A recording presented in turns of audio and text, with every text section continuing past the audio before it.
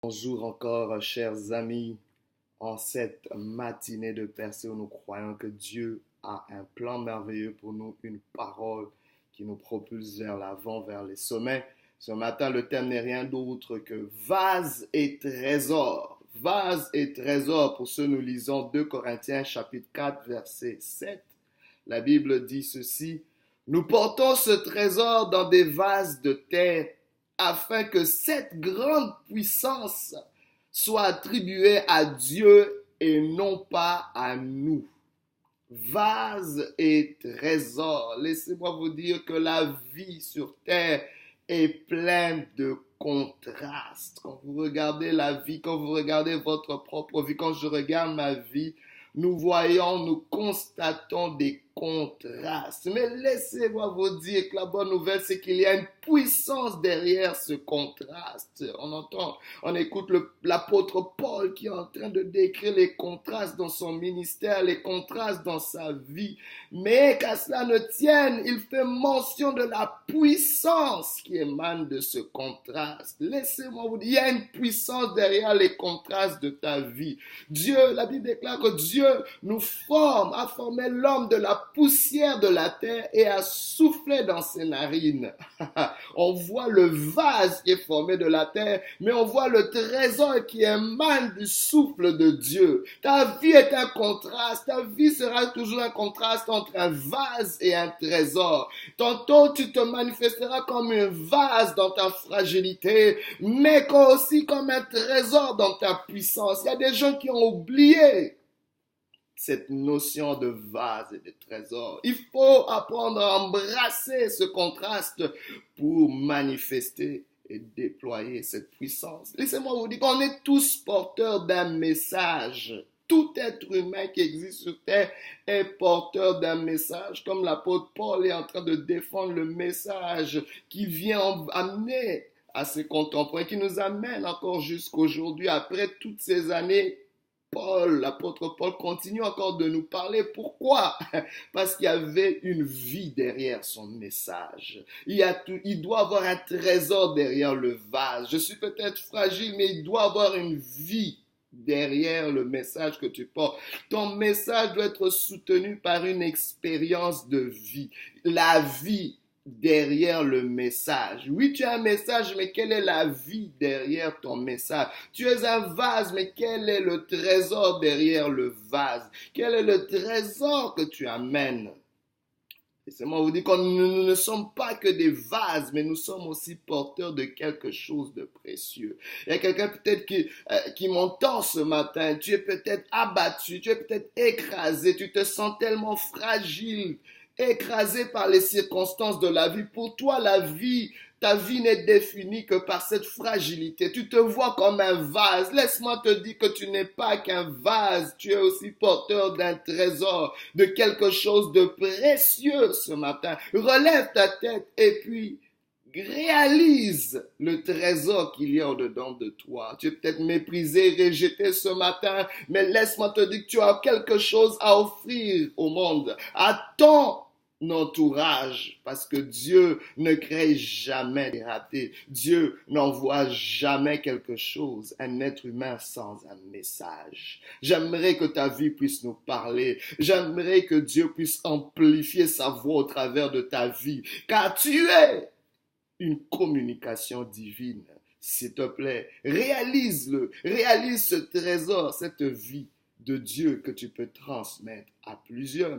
Mais à quelqu'un aussi qui a réalisé qu'il est un trésor, j'aimerais te dire, si tu as réalisé que tu portes un trésor, ce trésor doit t'interpeller que tu es aussi un vase de terre, que Dieu est la source de toutes choses, que Dieu est la source de ce trésor.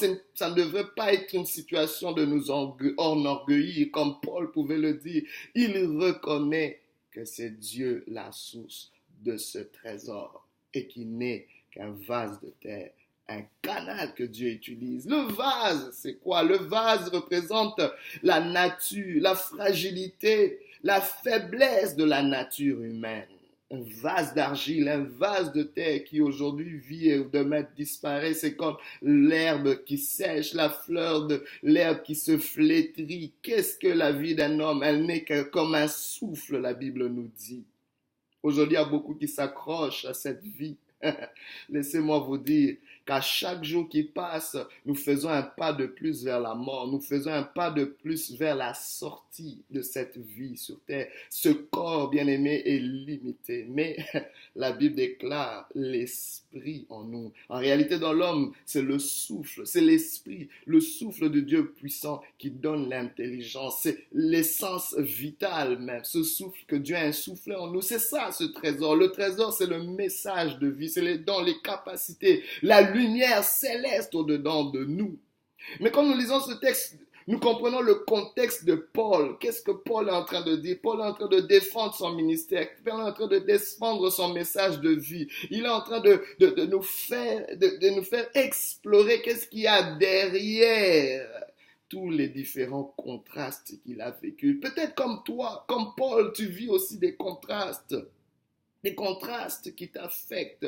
Mais Paul a appris à embrasser ces contrastes pour être efficace, pour mieux naviguer sur cette vie, sur ce chemin qui peut être impérieux. Dans les passages qui suivent ce texte que nous avons juste lu un verset, mais quand vous descendez, on voit Paul en train de dire, nous sommes pressés de toute manière, mais non écrasés. En tant que vase, il est pressé, mais en tant que trésor, il n'est pas écrasé. Alléluia. Il mentionne encore qu'il est désemparé. Nous sommes désemparés en tant que vase, mais non désespérés en tant que trésor. Nous sommes persécutés en tant que vase, mais non abandonnés en tant que trésor, parce que c'est Dieu qui est fidèle. Le Dieu qui a fait la promesse est fidèle. Nous sommes abattus peut-être. Tu es peut-être abattu en tant que vase, mais non perdu en tant que trésor. Alléluia. Paul ajoute encore, nous portons toujours avec nous ce corps fragile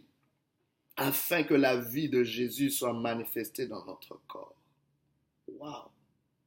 Il mentionne une chose, que la mort agit en nous, mais la vie agit en vous. Pendant que ton vase est en train de dépérir, laisse-moi te dire qu'il y a une vie qui est en train d'émaner de toi. Ne méprise pas ces contrastes. Laissez-moi vous dire que la vie n'est pas agréable sans contraste. Quand je regarde même les couleurs, par exemple, je regarde mes vêtements, j'ai du jaune, j'ai du gris. Il y a un contraste, bien aimé. Le contraste amène même la beauté, embellit la vie sur terre. Mais il y a beaucoup qui voient juste, quand ils voient que la vie devient trop fragile comme un vase, ils deviennent malheureux. Ils ne réalisent pas que la vie sera toujours une série, une succession de contrastes. Laissez-moi vous parler de quelques contrastes ici que nous voyons dans ce texte. Le premier contraste que nous voyons, c'est le trésor céleste, le vase de terre. Il y a un trésor qui vient du ciel et il y a un vase qui vient de la terre. Il y a le divin et il y a l'humanité. Il faut qu'on puisse associer les deux. On ne peut pas juste fonctionner dans une dimension terrestre, mais c'est important aussi de considérer le spirituel. Tu es malheureux sur cette terre si tu penses que cette terre est seulement limitée aux choses terrestres. Tu es malheureux sur cette terre si tu poursuis seulement ce qui est terrestre, ce qui est fragile, ce qui est éphémère. Il est important de considérer le trésor céleste. Aujourd'hui, considère le beau trésor céleste, le message de vie, la lumière de Dieu, la puissance de Dieu. La Bible déclare que je n'ai pas honte de l'évangile. C'est l'apôtre Paul qui le mentionne, car elle est la puissance. C'est une puissance pour le salut de quiconque croit. Paul était abattu, Paul était méprisé, était rejeté, mais il n'était pas fini parce que Dieu soutenait le message, Dieu soutenait le trésor. Il y avait quelque chose de plus en lui.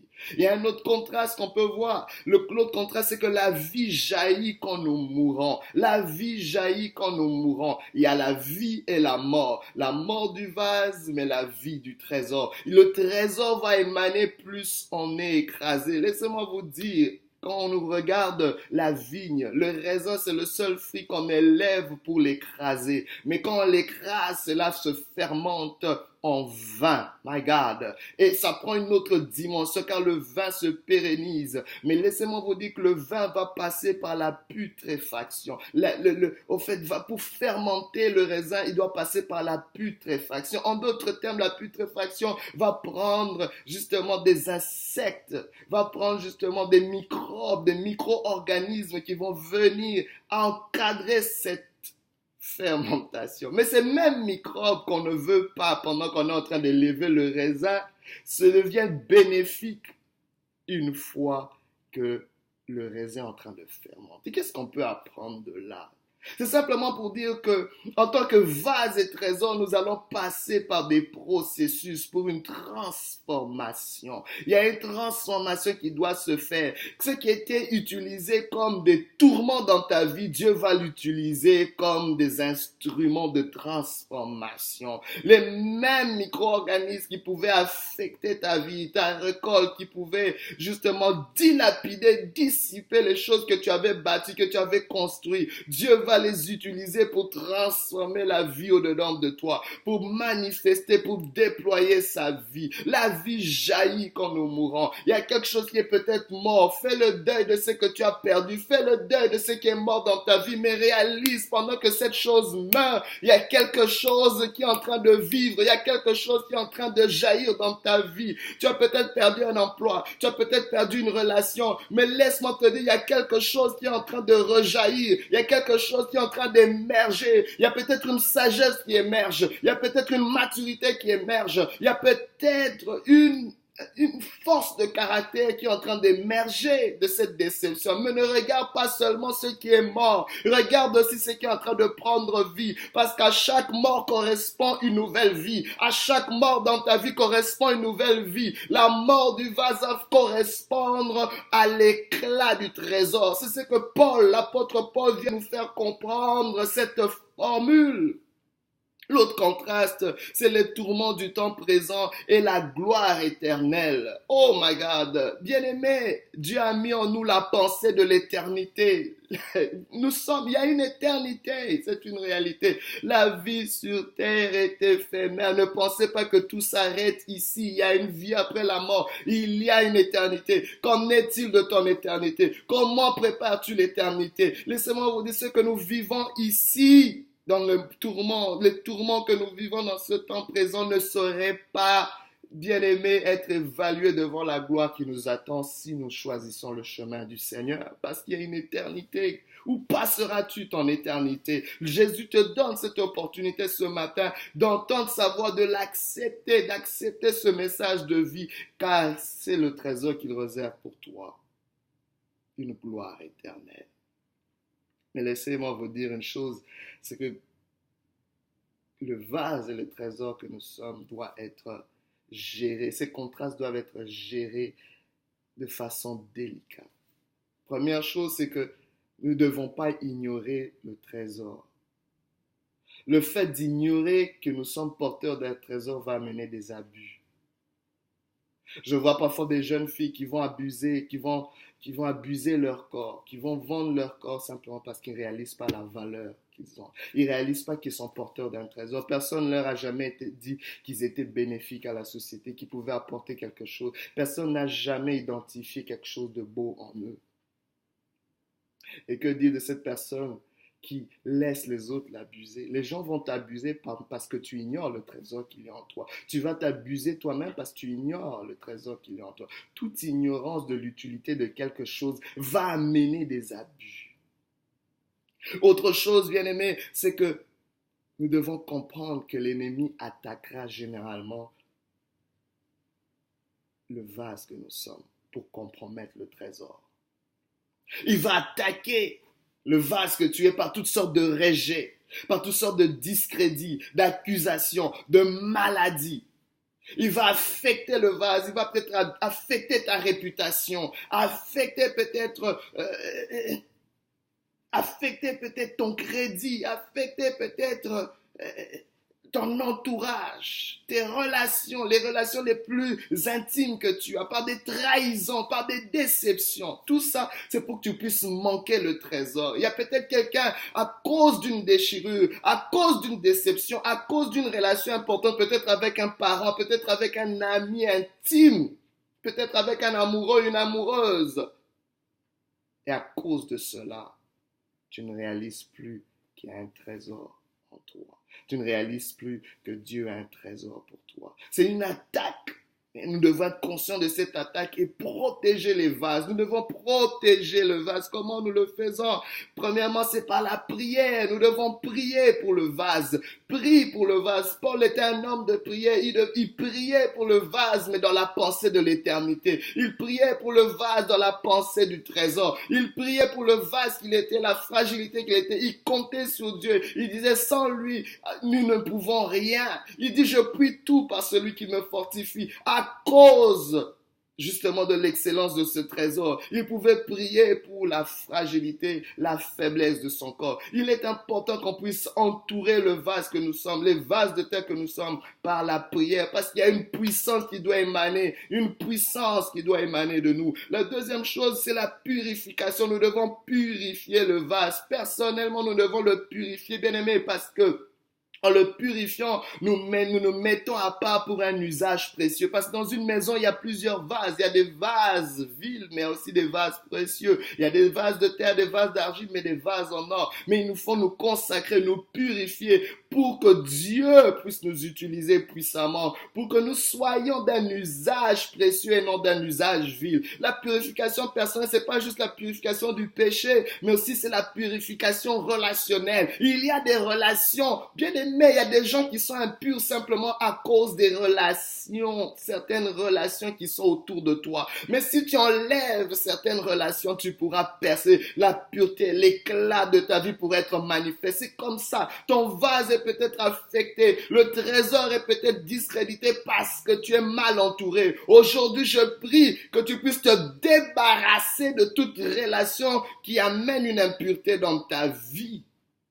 Troisième chose, bien aimé, c'est le service. Le service dans l'humilité, dans l'oubli de soi. Bien aimé, tu es un vase. Nous portons un trésor. Il y a un message de vie, mais tu dois apprendre à servir. Tu dois apprendre à être en bénédiction pour les gens autour de toi. Bénéficier, bien justement, à l'humanité tout autour de toi. Il y a quelque chose que tu as apporté, mais tu penses toujours que tu dois recevoir des autres. Il n'y a rien que toi tu peux donner. C'est important d'avoir cet esprit de service, d'humilité. Car aussi longtemps que les leaders se croient plus importants que les gens qui servent, il n'y aura pas de véritable crédibilité, il n'y aura pas de véritable réveil spirituel, car Dieu ne sera pas visible aux hommes. Cette puissance ne pourra pas s'accomplir. Il faut qu'on diminue. Par le service, nous nous oublions, mais nous considérons ce que nous sommes en train de servir, afin que la puissance de Dieu, comme Paul le dit, puisse se déployer, se manifester puissamment. Aujourd'hui, si tu entends sa voix, n'endurcis pas ton cœur, vase et trésor, mais la bonne nouvelle, c'est que